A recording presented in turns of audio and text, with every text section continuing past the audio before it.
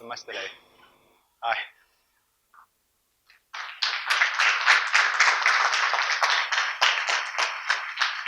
Take a piece of chocolate, break a piece off, put it in your mouth, let it melt. What is the number you can taste? Take another piece of chocolate, bring it up to the nose. What's the color of its aroma? Strange question to ask, I'm sure you might be thinking. Or is it? What is taste and what is smell? You know, when we taste something, what we're really doing is perceiving. A piece of chocolate, for example, is made up of fat and fiber, in turn made up of micro and macronutrients, in turn made up of particles, electrons, quarks, according to the astrophysicists, possibly made up of tiny, tiny strings vibrating at different frequencies to constitute that thing that we're tasting, in this case, chocolate. When we taste a piece of chocolate, we are delivering electric signals from our sensory organ, in this case, our tongue and our nasal passage, up into the brain, which in turn gives us an experience. Hopefully it's a good one.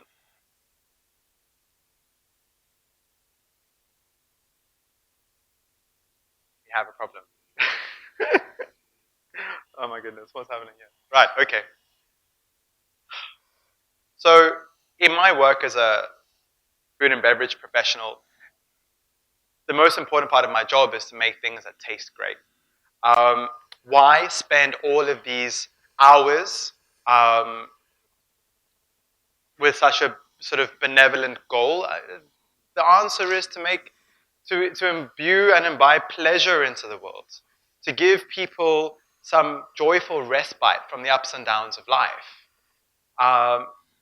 It's a process of giving and receiving that we really hope to, just for 5 fleeting minutes, make you forget about what happened at the office that morning, or wherever you happen to be before you walked into a restaurant.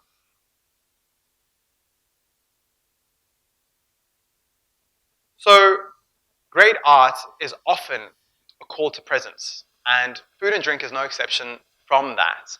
If we are not totally present when enjoying a gourmet meal or a glass of wine from an exemplary vintage, we often miss the magic.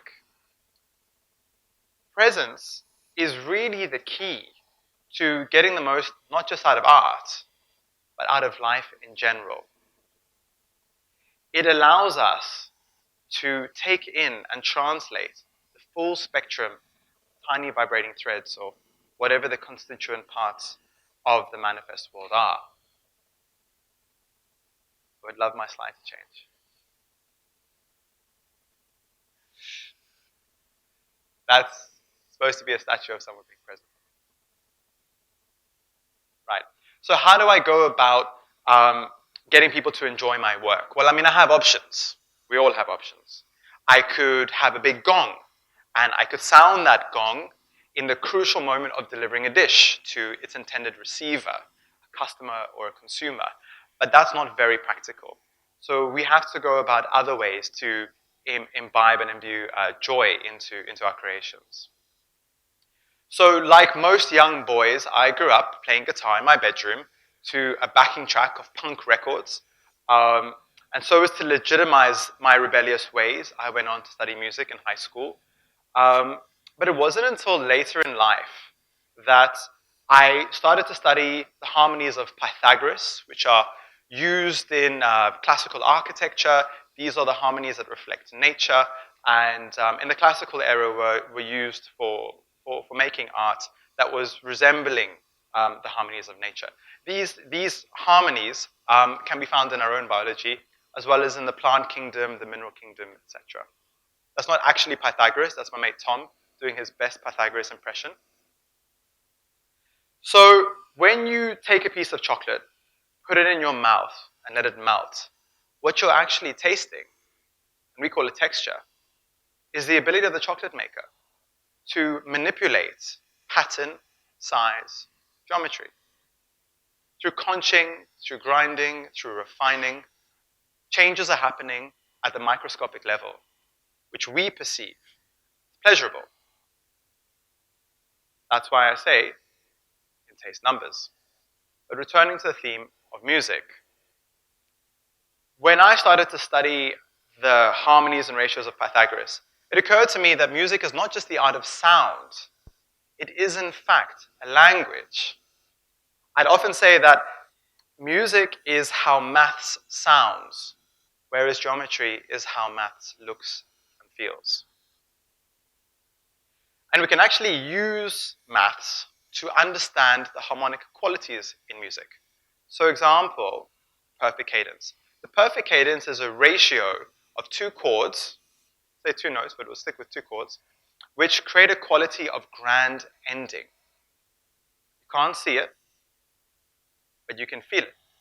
But when we use maths, you can read it.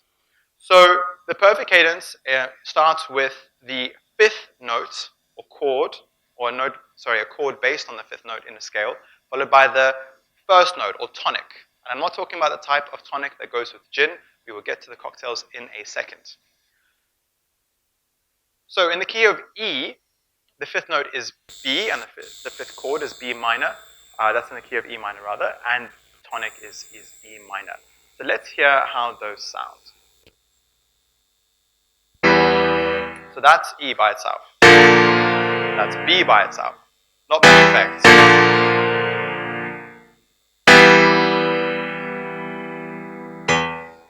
The key here is when there is relationship. My wife would be very happy to hear that we are better in relationship than as individual parts. So let's hear them together in context of relationship. The first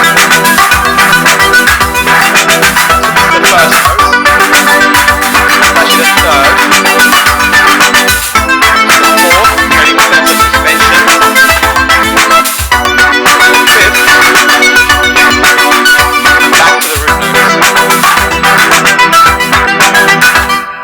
So we have a sense of completion. That there's a feeling here. This harmony has a message. It says, this song is now over. But this talk isn't, so stick with me. So in food and drink, we also look at harmonies to deliver a quality of experience. So YouTube abounds with a lot of videos on something called sacred numbers. These are the numbers or the proportions just found in the natural world. For example, pi, 22 divided by 7. We have the golden mean and the Fibonacci sequence. Fibonacci sequence. That's a golden mean. You can see all sorts of theories and hypotheses and studies on how these ratios are found in monolithic buildings like the Great Pyramids of Giza, Chichen Itza at the Yucatan, and even the Taj Mahal. But it's not just buildings. We can find these natural harmonies or ratios in mixed drinks. For example, the classic bartender of the 19th century, Professor Jerry Thomas, published a drink which he gave his name to, the Jerry Thomas Manhattan, in his book, The Bartender's Guide, in 1887. Now, Jerry used all sorts of very strange terms for measurements that, there's a lot of debate on today, such as jiggers, ponies, and wine glasses. But contemporary Scottish mixologist Gregor de Gruyter was known for having really nailed this drink, and he orated the recipe and ratios as follows: starting with 25 ml rye, 15 ml bitter vermouth, and 10 ml orange liqueur. So what's the relationship? What's the ratio between these ingredients? Well, 15 divided by 25 gives us 0.6. 15 divided by 10 gives us 0.67. And we get a ratio very close to the golden mean, a ratio found in our own biology and throughout the natural world. So let's apply the golden mean to Gregor's recipe to get an exact idea of what it would have really been like if he was using the golden mean. So 25 times 0.618, as we can see on the board there, is 15.45 milliliters, only half a milliliter more than Gregor's recipe. The subsequent ratio, 15 times 0.0618 equals 9.55 milliliters. That's only half a milliliter less than Gregor's original recipe. So, the difference between what was a practical recipe and actually using absolute sacred geometry or natural harmonies is very close. And the difference here will hardly be discernible to any human palate. The Fibonacci sequence, very closely related to the golden mean. 1, 2, 2, 3, 5, 8, and 13, and so on. Each subsequent number, the sum of the previous two. Let's see if we can find this in some classic mixed drinks. Now, before I do that, who likes margaritas? If your parents are watching, don't worry. We're here to expand in knowledge. So the classic margarita recipe, 1 part lime juice, 1 part orange liqueur, and 2 parts good tequila. Good quality is essential. So 1, 1, 2. The sidecar, another classic mixed drink, 1 part lemon juice, 1 part orange liqueur, and 2 parts brandy. Again, 1, 1, 2, Fibonacci sequence. And the white lady, 1 part lemon juice, 1 part orange liqueur, and 2 parts of gin. Also a dash of egg white for the purists.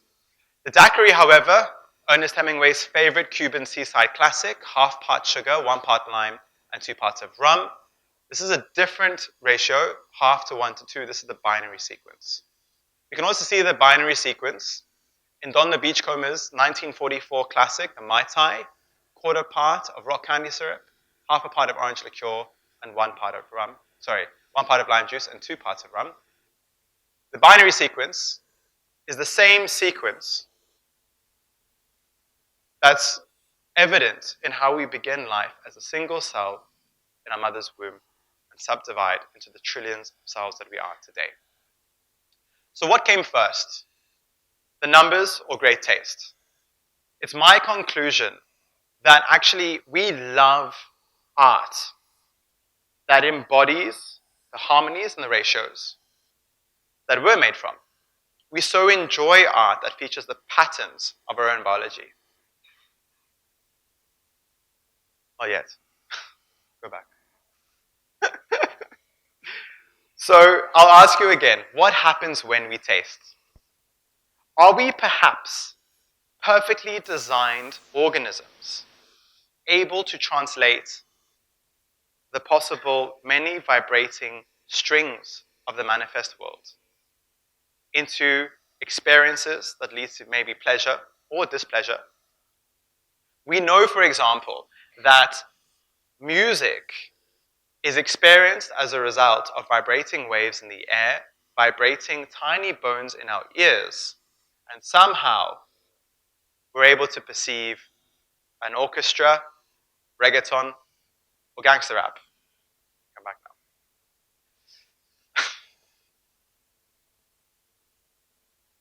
So, what is preference? Where does preference come from?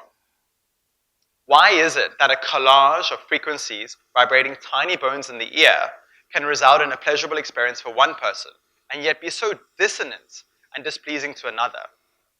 Is it possible that when we sense frequency and vibration, that it is not just us perceiving, but in fact a collage, a mixture of what's out there and what's in here? Is it possible that instead of just perceiving reality, we are in fact greater than the sum of those parts of what's outside and inside? Now, if I was to give all of you a wine journal, you'd find a rich vocabulary full of words, appealing, but not necessarily apparent. There's often skepticism from the consumer when we hear of talk of dried violets and charred oak in the context of a glass of Chardonnay. And it's led a lot of people to believe that there's a lot of bluffing on the table. But I would suggest that maybe this difference between perception of a sommelier and a consumer is in fact the result of the latter's ability to perceive more vibration. Familiar. A musician would tell you that through the practice of music, they're able to hear more. An artist would tell you that they're able to see more colors on a given landscape. Again, I'd say to you, are they really hearing or seeing, or are they able to perceive more, fuller, and consciously? How do we know we're not all sensing all the subtle nuances of a cup of specialty coffee? Well, let me ask you this. When was the last time you saw an X-ray?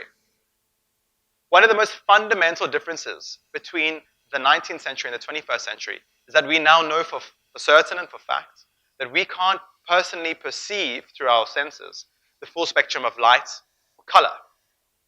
So what about the taste spectrum? Well, it hasn't been invented yet. We're still waiting for it. This picture behind me shows the graphic representation of the sperm cell on the Temple of Karnak in Egypt. Now, how did the Egyptians know the microscopic appearance of a sperm cell without, as far as we know, any microscopes? Surely it's as plausible or ridiculous to think that they may have been able to perceive directly through their senses the microscopic world. Surely that's as plausible or as ridiculous as the idea that they used a cow's eye as a microscope, as archaeologists have suggested. And if you're not sure that that is what I'm saying it is, you're free to go to the Karnak temple and see the uncropped, uncensored version for yourself. So, as we employ technology further and further to perceive and measure our reality, at what cost are we maybe subduing and dumbing down our own senses of perception?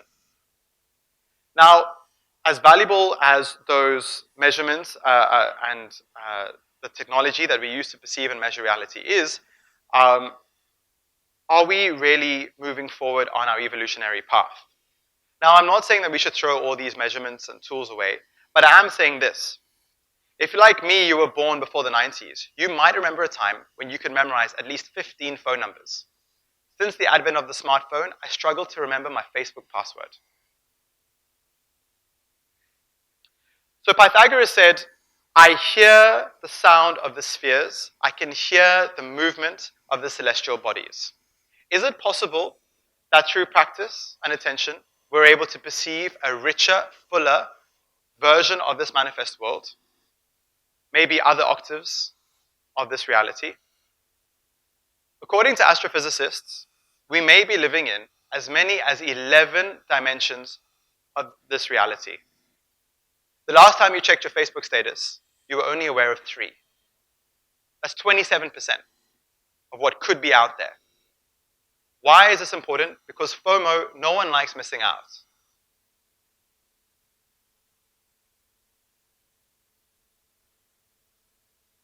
So if I was to tell you that I could see orbs and lights around your head, at best you'd smile politely and maybe walk out the room, best case scenario. So I'm not going to say that. But I am going to make the case for us actually trying to develop our senses to perceive more. Why? What impact would heightened perception have on ourselves and our societies? The city of Mysuru, has been my adopted home for the last 6 years. It's a city rich with heritage buildings that really embrace and are sensitive to the harmonies and balance of nature. But sadly, year on year, these sorts of buildings, this approach to design, is being demolished in favor of multi-layered matchboxes and their corresponding air conditioners. You see, the winds of change are coming, but we won't know about it because the windows are closed to save money on the AC bill. So what happens when we rely on technology at the sake of ceasing to enhance our abilities of perception? How does that influence social behavior, for example? How does that influence the art that such livingscapes or urban landscapes can produce? We don't have to think too hard. Like the ever oscillating geometries of a fractal, it's often the case that in disharmonic livingscapes, as I call them, we see the regurgitated expression of what is. A sense of the situation being expressed in that art, as opposed to a sense of who we are underneath it all. And the scary thing is what happens when we accept that status quo. When we design, build, and inhabit such livingscapes. My home city of Cape Town has a lot of suburbs that were built in an era of disdain, supremacy. Now, though legislation has transformed, those neighborhoods pretty much still look the same. The difference, however, is that younger and younger children are becoming exposed to and imbibing discordant behavior. Now, there's a lot of factors for this, and it's a very complex social subject.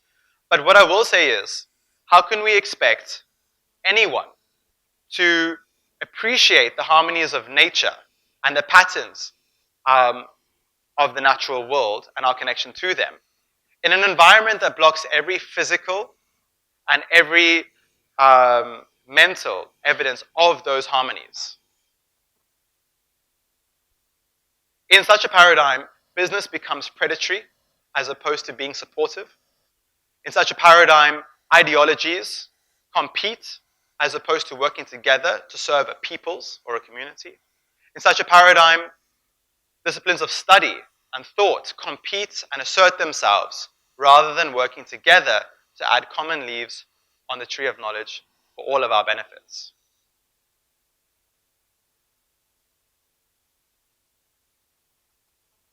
So what happens if we were to live in a society where we were actually trying to actively develop our ability to decipher a broader sense of reality? What happens to our livingscapes? What happens to our sense of confidence as we fully understand who we are and our place in this collage of atoms, electrons, and personalities? I'll say this. The practice of art, if given to consecutive generations, as well as the practice of economic independence and intellectual independence, would maybe lead to the building and development of a far more inclusive society where people are much more aware of each other, where they are, and what they're doing. I'll just close with saying there is so much that we know, yet so much that there's yet to be discovered. So I would implore you to go out as you have a right and the ability to use your faculties of deciphering reality, to decipher an ever broader sense of it. And with that, change will happen naturally with yourself and ultimately within your community.